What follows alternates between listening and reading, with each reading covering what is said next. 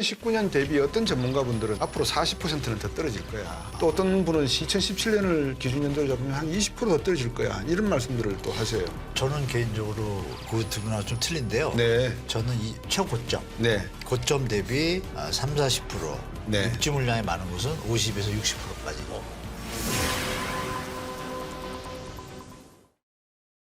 연합뉴스 경제TV 곽수정의 경제프리즘입니다.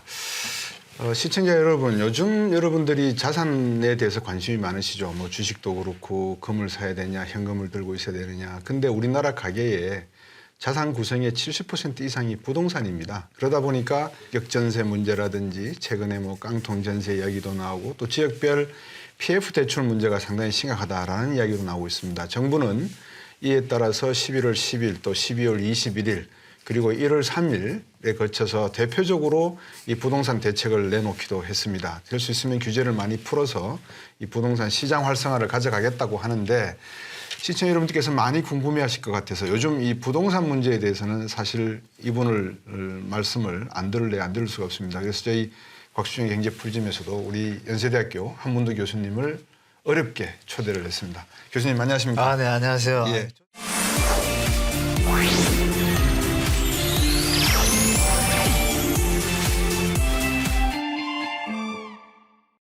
요즘 뭐 이곳저곳에서 요청이 많으시죠?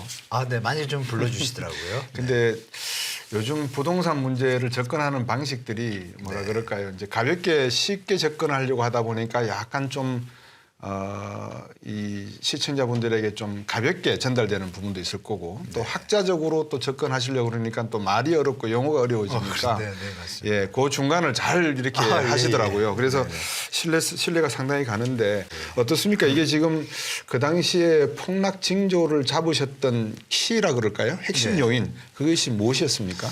뭐 여러 가지 뭐 지표들이 일단 나타났습니다. 네. 나타났고 일시적으로 2019년도에 그 예. 거래량이 급감한 때가 한 번 있었어요. 예. 4달 정도. 그리고 예. 매매 가격도 조금 정체된 시기가 있었습니다. 네. 그런데 이제 코로나가 터졌잖아요. 네, 네, 그래서 그렇죠. 저는 그 시점에 코로나가 터질 건 저도 몰랐고 그때부터 이제 좀 제가 주장을 많이 했죠. 네. 말씀드린 대로 여러 가지 지표 중에 이제 주택 부담 지수라는 것도 있고 네. 뭐 가처분 소득 대비 가계 부채 이 네. 비율이 미국, 일본보다 높은데 일본, 미국이 우리보다 낮을 때 버블이 터졌거든요. 네. 근데 그 한 가지만 볼 것이 아니라 이제 전체 재고량, 재고주택하고 유주택자 비율, 또 무주택자 비율. 네. 무주택자 중에 유효 수요라고 그랬죠. 네. 실제로 대출 좀 많이 안 끼시고 예. 집을 살 수 있는 여력이 있는 분들을 제가 계산을 해보니까 네. 너무 제한적으로 급격하게 감소한 거예요. 그러면 이거는 시장이 이제 꺾을 수밖에 없겠구나. 왜냐하면 수요라는 게 가수요도 있지만 네. 실수요자들이 붙어줘야 시장이 그렇죠. 형성되고 유지가 되지 않습니까? 네. 근데 그 실수요자분들이 점점 거리감을 두고 거리량이 줄고 어떤 활동들이 저조하게 느껴지는 게 동시다발적으로 나오기 시작했어요. 네. 그 당시 전세가도 갑자기 정체되고 네. 그때 미분양 현상이 살짝 났거든요. 네. 그랬다 이제 코로나가 터지면서 갑자기 이렇게 돼가지고 그 기조를 뭐 이어와서 말씀을 드린 거고 그 사이에 이제 뭐 한 2년 동안은 또 다시 올랐잖아요. 유동성 때문에. 그 부분 때문에 이제 조금 제가 욕은 먹었죠. 내린다는지 왜 안 내리냐 그랬는데 그건 뭐 박사님 저 잘 아시지만 네. 유동성 장세를 제가 얘기할 수는 없었고 예. 그게 이제 쌓이다 보니까 네. 지금은 이제 우리가 느끼는 것처럼 갑자기 짧은 기간에 네. 많이 내려올 수밖에 없는 게 쌓이다 보니까 그게 네. 짧은 시간에 그렇군요. 그 긴 기간에 대변해가지고 좀 많이 내려온 것 같습니다. 2019년도에 일시적인 유효 수요의 정체 또는 감소 뭐 네. 때문에 나타났습니까? 가격이 일단 높았죠. 가격이 상당히 높았다. 네, 높았는데 금리를 갑자기 낮춰주니까 네. 뭐 아시겠지만 가격이 높더라도 금리가 낮으면 가격 부담이 또 반감되지 않습니까? 그렇죠. 10억짜리에 대한 이자 부담이 뭐 한 200만 원이었는데 네. 갑자기 100만 원으로 줄면 매입을 할 수 있는 여력이 증가하잖아요. 그게 이제 코로나 시기에 이제 우리 대한민국 부동산 시장을 흔든 거죠. 네. 그러면 뭐 결론부터 여쭙는 것 같아서 조금 그렇습니다만 교수님 보시기에 지금의 이제 이 뭐 부동산 시장 상황이 예. 시작점이다. 아니다. 이제 전환점을 반환점을 돌았다. 아니다. 이제 끝났다. 네. 끝났다는 확률은 뭐 거의 0%에 가까울 것 같고 네.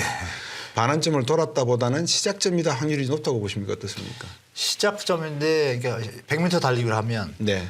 똑같은 비슷한 속도로 이렇게 간다라고 가정을 했을 네. 때 한 20m밖에 안 하는데 거기서 그냥 풀로 힘을 쓴 거예요. 그러니까 네. 갑자기 내려온 거죠. 그러니까 앞으로 내려가는 어떤 폭은 나머지 80만 대를 나눠서 갈 텐데 네. 그러니까 지금 시작에 불과한데 폭이 너무 큰 거예요. 네. 갑자기. 물론 미국 금리 인상도 있지만 네. 시작에 불과하다. 네. 그래서 제가 볼 땐 하락폭이 지금 뭐 짧은 시간에 했던 것 같은 일은 벌어지진 않겠지만 네.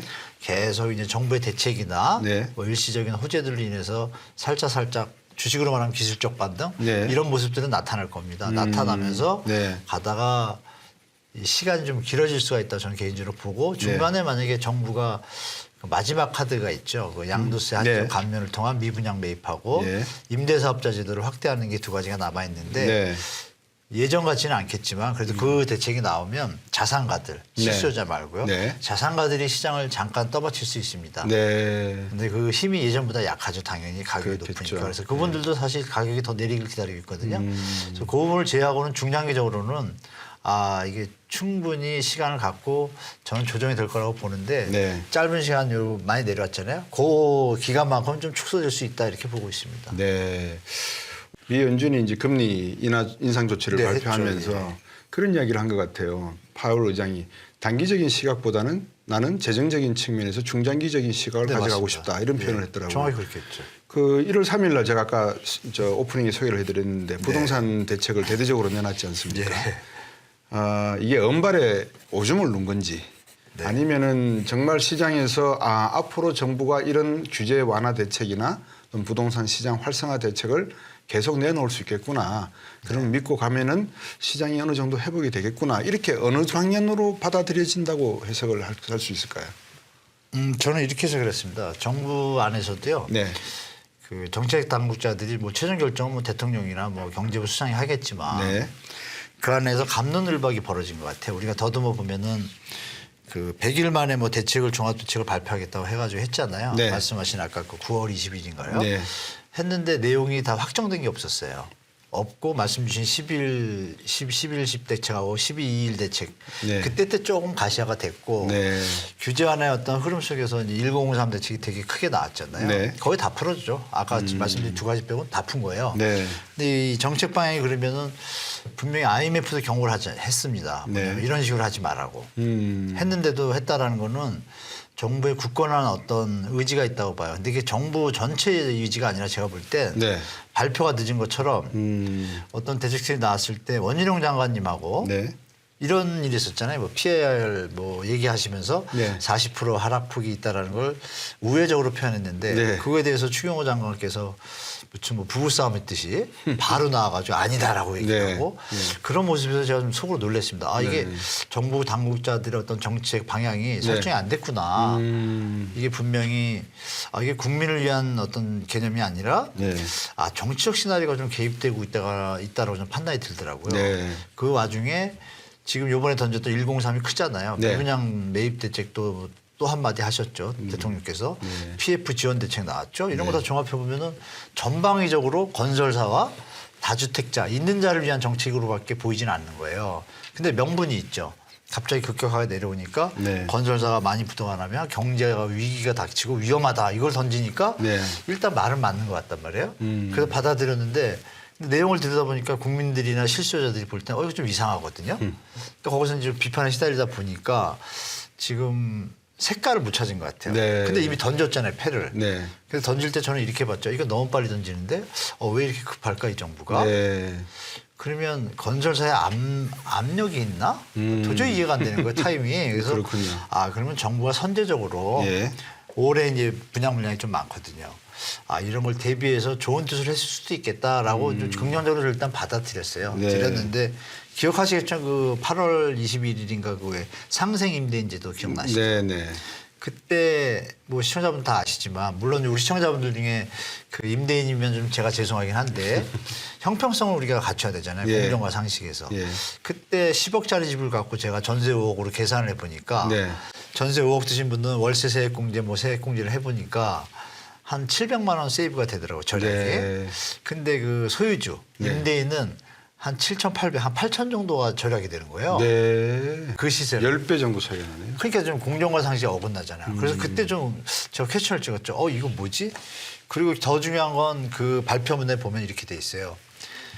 주택의 전세 시장은 하락할 것 같다라고 결론이 나와 있어요. 네. 3페이지가 4페이지가. 그 저 밑에 단 일부 지역에서 뭐 상승 우려가 있어 선제적 대응. 그때도 선제적이라는 말을 썼어요. 네. 근데 지금 와서 돌아보니까 그건 정말 잘못된 정책이었잖아요. 그냥 놔둬도 되는 시장이었잖아요. 네. 근데 지금도 건설사나 다주택자를 위한 대책들도 또 그런 패턴인 거예요. 제가 보니까. 네. 아, 그러면 실소유자 대책에 대해서는 관심이 많이 없나 그랬더니 이번에 이제 특례보금자리하고 네. 청약에 대해서 조금 던졌단 말이에요. 그러니까 이게 뭐냐면 정부가 정책을 시장에 좀 과격한 표현 좀 써도 되나요? 아, 그럼요. 아, 그 프리즘인데 예. 하면 시장에 터집니다. 괜찮습니다. 좋게 얘기하면 시장을 체크해보고 예. 나쁘게 얘기하면 시장을 간을 보면서 정책을 자꾸 변화를 하는 것 같아요. 네. 정말 안 좋은 방향이죠. 제가 볼 때. 진짜 국가 대사를 위한다라면 아까 말씀 주신 것처럼 이 부동산 자산이 너무 많잖아요. 비중이. 네. 위험하지 않습니까? 그렇죠. 그런 걸 좀 중장기적인 국가 경제를 생각한다라면 좀 시장의 원리에 맞게 그냥 방치는 아니지만 좀 순리에 맞게 두면서 위험할 때 정부가 나서서 그걸 막아주는 역할을 해야 되는데 지금은 네. 위험하지도 않은데 막 선제적으로 하는 모습들이 좀 불안합니다. 제가 볼 때. 그래서 나중에 그러면 쓸 카드가 없잖아요. 그런 부분에 어떤 완급 조절이 필요한데 지금 총선? 그거를 보고 좀 조정한다는 느낌이 들어서 좀 많이 아쉬워요. 그러니까 쉽게 말하면 이제 정리하면 정책적 시나리오, 국민을 위한 네. 이런 마인드가 베이스에 깔렸다라면 이렇게 국민들이나 느낄 때 좀 이상하다는 느낌을 안 받을 거고 만약에 정치적으로 이렇게 가니까 지금 느낌을 받잖아요. 네. 그러면 지금이라도 저는 늦지 않았다. 방향성을 정확하게 하고 공급 대책도 지금 보면 조절을 한다는 의미를 갖다 다 깔아놨어요. 밑자락에. 네. 조절할 수도 있다는 걸 네. 자꾸 던지거든요. 네. 그러면 안 되죠. 우리가 전 정부에서 모자르니 뭐 많이 쥐니 이게 반복되다가 지금 이번 같은 폭등 사태가 일어났거든요. 네. 공급은 꾸준히 돼야 되죠. 그래야지 폭등이 하거나 뭐 하라거나 이게 완충 역할을 할 텐데 네. 지금 또 그걸 또 만지작거린단 말이에요. 그런 부분에서 이제 우리 앵커님이나 네. 그 국민들이나 시청자분들이 감시의 눈길을 보내면 네. 뭐 국가를 위한 국민을 위한 정책 방향으로 선회하지 않을까. 뭐 저는 네. 좀 길게 답변해서 죄송합니다. 아닙니다. 근데 이제 과거 정부의 정책, 부동산 정책도 약간 비슷하지 않았나. 다시 말하면 부동산 정책이 일종의 포퓰리즘적 정책의 근간을 이루는 정책이 되다 보니까 맞습니다. 예. 우왕좌왕하고 하나의 일관된 중장기적인 정책 목표를 제시하지 못한 바람에 부동산이 자산의 투기 대상이 되었지 자산 개념이면서 주거의 개념으로는 전환되지가 않은 것 같아요. 맞습니다. 예. 그게 학자분들도 그렇고 정부도 그렇고 정책 모두의 다 알고 있죠. 책임이 아닌가 싶은데 문재인 정부 때도 그랬거든요. 부동산 대책이 25번인가 그 이상 나왔었고요. 예, 맞습니다. 예. 그다음에 어떤 정치하는 분은 강남에 살아봐서 아는데 그 강남 살 필요 없다 그래놓고 자기는 그분은 또 강남에서 그런 일 있었죠. 예, 예. 그러니까 이렇게 되니까 지금도 이제 교수님께서 설명 주셨지만 강남, 송파, 용산, 뭐 서초 여기는 집값이 그렇게 많이 가라앉을까? 여기에 대한 규제가 만약에 풀어진다 그러면 이쪽도 규제가 지금 존재를 하는데 이 규제를 없애버린다면 아까 말씀하신 대로 임대인과 임차인 간의 이 소득의 괴리 맞죠. 엄청날 것 양극화가 같아요. 좀 양극화가 심해지지. 그죠? 예. 어떻습니까? 그래서 2019년 대비 어떤 전문가분들은 앞으로 40%는 더 떨어질 거야. 또 어떤 전문가분들은 2019년 대비요? 예, 19년 대비해서 기준 연도를 2019년으로 잡으면 또 어떤 분은 2017년을 기준 연도로 잡으면 한 20%더 떨어질 거야. 이런 말씀들을 또 하세요. 저는 개인적으로 그 두 분하고 좀 틀린데요. 네. 저는 이 최고점, 네. 고점 대비 30-40%, 네. 입지 물량이 많은 곳은 50에서 60%까지 이렇게 어이구. 딱 구분을 하거든요. 네. 지금 말씀하신 19년도 이런 개념들도 네. 맞을 수는 있어요. 네. 그럼 말씀 주신 중에 이제 지금 이 데이터, 그러니까 제 개인적으로 데이터를 정리해 보면은 네. 계산 나오는 게 2018년도 가격이면 그 부담 지수에서 네. 보통 100, 120, 140 사이가 좀 거래가 되거든요. 네. 그 수치에 다 다르더라고요. 그런데 이제 차이점이 뭐냐면 강남, 서울도 네. 강남 일대에서 이쪽 쪽이 오름폭하고 네. 또 강북 쪽의 오름폭이 틀려요. 네, 노구 같은 그렇겠죠. 데는 한 3배까지 올랐고 예. 강남구는 한 2.5배 오른 지역도 있고 어느 지역은 또 3배가 오르고 네. 반포자 이쪽은 네. 갭이 좀 틀리잖아요. 그러면 비율이 당연히 틀리겠죠. 그러니까 일반화시켜서 딱 얘기를 할 수는 없고 그 구분을 짓는 이유가 이제 그런 이유인데요. 네. 다른 그 2017년, 18년, 19년, 20년 다 통합할 때 네. 그 기준점에서 보통 한 2017년을 많이 보거든요. 그 네. 저점을. 네. 그걸로 해서 계산을 해보면은 오름폭이 다 다르잖아요. 그렇죠. 그러니까 그 다른 거에 따라서 비율이 바뀌는 거죠. 그렇죠. 그러면 그렇게 볼 때 GTX 호지라든지 네. 뭐 이런 게 있던 경기도 수도권 일대, 네. 뭐 수원, 강주라든지 좋은 데 있잖아요. 네. 뭐 많이 뛰었잖아요. 그런 데는 보면 다 3배 정도를 뛰었거든요. 호호. 그럼 반 50%가 내려와도 예. 그 나머지 올라간 거 한 25% 되는 거 계산해 보니까 네. 거기서 조금 5% 10% 더 빠지겠다고요. 그러면 그래서 제가 아까 50%보다 더 내려올 수 있다는 계산이 나오는 거고. 그래서 그러셨구나. 그러나 이제 2배나 2배 반 올라간 지역들은 50%가 내려오면 네. 거기에 있던 접점에 다다르거든요. 네, 더 네. 내려갈 데가 없는 거예요. 그러면 여기는 가수요 계산하면 한 40%에서 멈출 수도 있겠구나. 지역마다 좀 다릅니다. 그러니까 네. 본인들이 사시는 지역의 가격이 그 대비하셔가지고 정도? 다른 데보다 한 두세 배, 세 배 정도 올랐다 그러면 50에서 60%도 가능한 거고 다른 데는 3배 올랐는데 우리 동네는 덜 올랐다. 네. 올린 거죠. 그런 데는 이제 40% 정도 가이드를 보는 게 합당한데 네. 뭐 경제 상황이 또 어떻게 바뀔지 모르니까 만약에 미국이 금리를 더 올리면 이거는 진짜 뭐 제가 드리는 것보다 더 할 수도 있지만 금리가 좀 안정되고 미국도 잘 가고 우리도 잘 가면 그 폭은 조금 뭐 조정될 수는 있겠죠. 네, 네. 그러니까 지금 교수님께서 말씀 주신 그 상한선 내지는 네. 폭의 개념이 미 연준의 금리의 인상폭 또는 속도와도 그것도 있죠. 밀접한 관련이 있다. 근데 미국 집값은 상당히 좀 2008년도 서프라임 모기지 사태를 경험해서 그런지 네. 큰 출렁거림은 없는 것 같습니다. 지금요? 예. 네, 그래서 미국 고민에 빠졌습니다 지금. 그렇죠. 연준 의장도 고민에 빠졌다고 좀 본인이 얘기 안 하고 다른 데서 좀 다른 스피커로 나오는 걸 제가 좀 예. 봤는데요. 예. 미국의 그 우리보다 주택 가격의 하락폭이 적은 이유는 저는 개인적으로 네. 거기는 지금 고용이 좋잖아요. 네. 고용이 좋은데 모기지 금리가 뭐 금리 이런 영향 때문에 7.2%까지 올랐다가 지금 6.3%까지 1% 다운됐거든요. 예, 예. 근데 만약 소득이 10%가 늘면 살 수 있잖아요. 그렇죠. 근데 미국의 이제 고용 시장이 너무 좋다 보니까 잠시 그 급하게 올렸을 때 쭉 빠졌다가 네. 매출량이 이제 주택 매매량이 한 30~40%까지 빠졌다가 일시적으로 지금 좀 회복을 하는 거예요. 지금 네. 말씀 주신 것처럼. 네. 근데 그 원인이 어디 있나 제가 봤어요. 봤더니 거기는 이 연령 구조가 인구 구조가 네. 우리나라 옛날에 7, 80년대처럼 젊은이들이 막 뒤에서 엄청 받쳐주고 있는 거예요. 예. 수요가 많다는 거죠. 대기 수요가. 네. 그러면서 집값이 조금 조정을 받으니까 예. 약간 무리하지만 붙어줄 수 있는 여력이 아직 있는 거예요. 우리나라는 이제 그게 괴리가 너무 심하다 보니까 지금 거래량이 절벽이지만 거기는 요즘 다시 반등을 하는데 제가 볼 땐 미국이 그것 때문에 만약에 0.25를 2번 더 올린다 차후에 네. 그러면 좀 조정이 돼서 이제 완만한 선을 가지 않을까 저는 그렇게 봐요. 그래서 네. 미국은 사실 주택가격이 지금 100% 조정을 좀 안 받은 것 같은데 분위기만 받았더라고요. 네, 네. 캐나다는 좀 확실히 내려간 것 같고. 네. 그래서 뭐 나라마다 틀리고 지역마다 틀리고 그러게요. 거기도 뭐 어느 지역은 또 우리나라 저 고령화 지역처럼 네. 지방에 예. 미국도 51개 주 중에 뭐 어느 주는 또 뭐 고령화가 많이 된다. 네. 거긴 좀 많이 내려가고 또 차이점들이 이렇게 지역별로 또 존재하더라고요. 네. 이제 보통 수요자들 중에서 유효 수요자들이 대기하고 있는 그 기간 동안에 나타나는 게 전세 아니겠습니까? 그죠? 네네네. 전세를 들고 있다가 이제 자기가 생각했을 때 요쯤 되면 내가 주택을 밀고 그렇죠. 하면 되겠다. 사다리 역할을 하죠. 예, 하는데 지금 전세 시장에 상당히 불확실성이라 할까요? 네. 존재하는 것 같습니다. 전세 시장은 어떻습니까? 전세가가 지금 뭐 내려갈 가능성이 있다 그러다 보니까 뭐 깡통 전세 언론에서 너무 민감하게 내용을 좀 과대하는 것 과대하게 같죠. 다루게 네네네. 있는 것 같아요. 그래서 전세가가 더 떨어진다 그러면 이것도 심각한 문제가 아닌가. 역전세, 깡통 전세 이야기가 나오면 왜냐하면 전세 끼고 대출을 받은 게 많지 않습니까? 맞습니다. 이게 결국은 전세가 마이너스가 돼버리면 이게 금융시장 위기로 또 가버리거든요.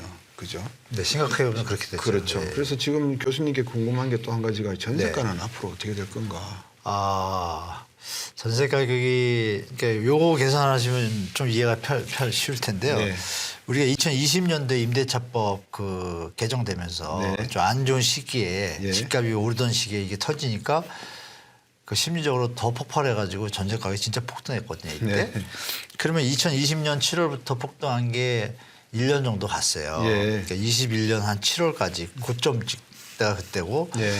매매 가격 고점도 딱 그때예요. 희한하게. 그러니까 우리가 이제 거기서 반증되는 건 아, 전세 가격이 올라가면 매매 가격이 오른다도 그 논리도 이제 맞아요. 실질적으로. 네. 예. 그래서 한 2021년 7월에서 9월 가을까지가 네. 전세 가격이 고점을 찍더라고요. 예.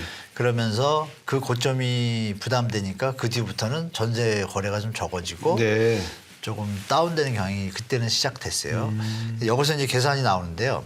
그러면 2020년도에 하신 분들이 2022년도 네. 연말 있잖아요. 네. 2020년도 7월부터 네. 만기가 되잖아요. 2년. 네. 되는데 금리 인상이 될 때는 별로 잘 모르다가 사람들이 그렇죠. 연말로 갈수록 음. 점점 나가는 사람이 많아지는 일이 벌어지는 일은 뭐냐. 이 급등할 시절의 전세를요. 제가 이제 이거 조사를 해봤습니다. 너무 희한해가지고. 그 기업체 그 주택담보대출을 은행들이 하잖아요. 네. 근데 은행들 창구에 가시는 분도 계시지만 네. 제가 아는 바로는 한 60~70%가 네. 은행에서 위탁을 줘가지고 대출 영업하는 팀들이 있잖아요. 회사. 네. 네. 법인들이 직원들을 몇십 분씩 데리고서 이렇게 하셔요. 예. 근데 거기가 시장 상황을 제일 잘 알죠. 그래서 그쪽 저 영업본부장님 제가 한 2~3분 압니다. 아는데 네. 그러니까 메이저 은행 쪽이죠. 네. 그분들하고 예전부터 소통을 해왔는데 그 당시에 이미 그 소싱을 들었죠. 전세 대출이 갑자기 들었다.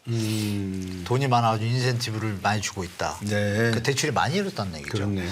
그럼 얼마나 일어났냐 그랬더니 신규 계약에 예. 신규 그 당시 막 오를 때요. 예. 신규 계약에 서울은 70에서 75%, 어허. 경기도 수도권일 때는 75에서 80%가 다 추가 대출을 받다는 겁니다. 예. 그러니까 오를 때 전세 대출이라는 게 없었다라면 오르는 게 한계가 있었을 텐데 그렇죠. 전세 대출이 받쳐주니까 저금리였잖아요. 네.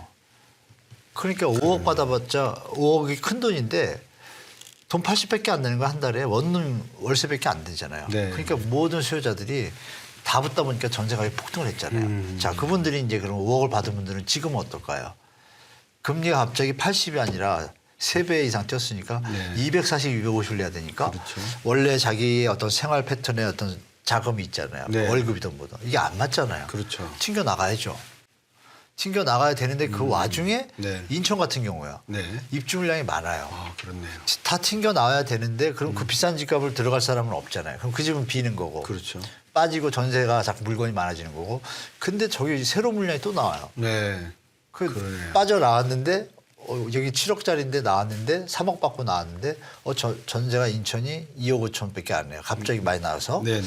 그러면 서울에 양천구 구로구 있는 분들은 저기 새 집이고 네. 자기가 가정을 가지고 있다 그러면 아기들이 어리다 그러면 처자 지금 편하게 살고 내가 출퇴근만 좀 하면 되는구나. 그렇죠. 20~30분 경인공소 타고 네. 그 가성비를 따져보면 훨씬 낫잖아요. 네네. 그래서 지금 강서구, 양천구, 구로구 이 일대는 전세값이 아마 올해 내내 그냥 쭉쭉 빠질 겁니다. 대체제가 있으니까요. 네. 들어올 사람 없고 여기도 이제 풍선 효과가 내려갈 거잖아요. 그렇죠. 근데 그 빠져나간 사람들이 바로 뒤이어서 메꿀 사람들이 지금 원래 값에는 아무도 없는 거죠. 그러면 지금 내려왔잖아요. 그렇죠. 그럼 내려온 가격이 네. 계산을 해보면 딱 나오죠. 서울 같은 경우 예를 들면 네. 연봉이 소득 분포가 6천만 원 이하가 60% 이상입니다. 네. 6천이면 월 실수령이 400에서 415 되거든요. 예. 그럼 여기서 이제 부담할 수 있는 돈이 나오잖아요. 전세 그렇죠. 대출 받을 금액이 지금 4% 5% 받아가지고 딱 네. 수요가 거의 감소하죠. 감소할 수밖에 없잖아요. 그러면 네네. 그 금액에 맞춰서 전세 가격이 더 내려와 줘야 되겠죠. 그때 다시 시장이 움직이겠죠. 아니면 네. 금리가 인하든지. 네. 근데 금리 인하는 미국이 당분 안 할 것 같고. 그렇죠. 그런 걸 볼 땐 제가 올해는 이어지는데 결정적으로 강남 3구하고 인천, 부산 일대 이렇게 네. 일주일 내에 많은 곳들은 이만큼 빠졌으면 반토막이 났는데 더 빠져? 라고 착각하시는 분도 계실 거예요. 네. 근데 그 반토막 는 값이 2~3배 오른 값에 반토막이니까 네. 아직도 올라 있잖아요. 올라 있는 상태죠. 그런 게 이제 계산을 지역마다 좀 차이가 있지만 다행히 이제 입주 물량이 적은데 이런 데들은 좀 견조하게 버티겠죠. 네. 버티지만 풍선 효과로 여기 있는 사람마저 저 싼 데로 갈 수 있잖아요. 또 그러니까 입주 물량이 좀 올해 많습니다. 또 그래서 그 부분이 마무리되기 전까지는 네. 전세 가격 약세는 계속될 것이다. 불가피하다. 강남은 올해는 더 심화될 것이다. 네. 지금 반 내려왔거든요. 아, 예. 그렇죠. 더 빠질 것 같아요. 제가 볼 때. 지금 개포 자이 프리던스라고 저 개포동에 네. 입주하는 게 한 3천 세 안 되는 게 있는데 작년 연말에 13억이었어요. 전세가. 올해 2월 이제 좀 있으면 입주하죠. 벌써 2월이니까. 근데 아직도 한 1,000개가 남아 있고요. 그 13억이던 전세가 지금 6억대입니다. 진짜 근데도 반토막 집이 났네요. 비어 있어요. 그래가지고 그러니까 예를 들면 반포 이쪽에 있는 분들이 싸니까 넘어가려고 그러잖아요. 네. 그러니까 거기 원래 주인들이 붙잡고 예. 여골세 주고 거기서 벌어지는 거예요. 지금 이 일들이. 그러면 이게 당분간 쉽게 찾아오기 힘들겠구나. 이 아까 말씀 고점에 전세 들어가신 분들이 네. 다 정리가 되는 시점은 언제겠어요? 2021년까지 갔으니 23년도 여름까지는 무조건 하락인데 네. 입주 물량 가세하니까 한 6개월 1년은 무조건 더 가겠죠. 네. 그럼 그것도 말씀 주신 대로 매매 가격 하방으로 또 전이가 될 압력도 것이고 있고. 그래서 올 한해는 좀 보수적으로 대처하시라고 제가 이제 말씀드린 거죠.